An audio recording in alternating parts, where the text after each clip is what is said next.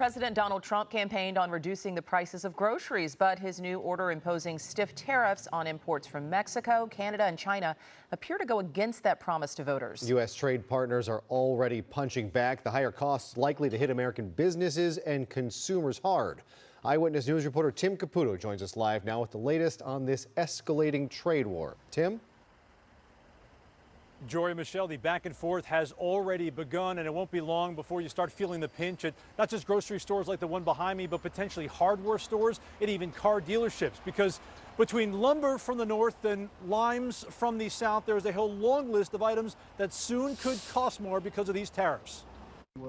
Just as quickly as President Trump announced increased tariffs on imports from Mexico, Canada, and China, they've treated us very unfairly.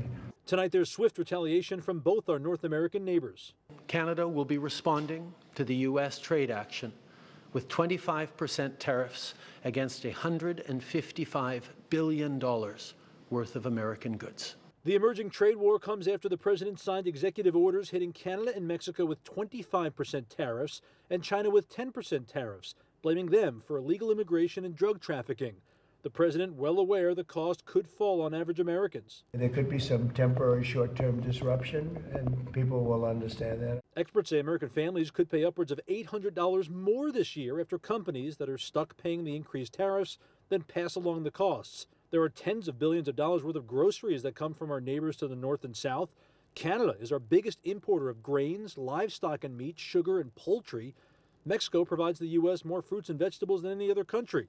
Brandon Parsons, an economics professor at Pepperdine University, says with certain products like avocados, where 90% come from Mexico, Americans will just see higher prices. In the case of avocado, where there isn't necessarily a whole lot of other countries, to my understanding, that are selling them, it's likely that cost is just going to be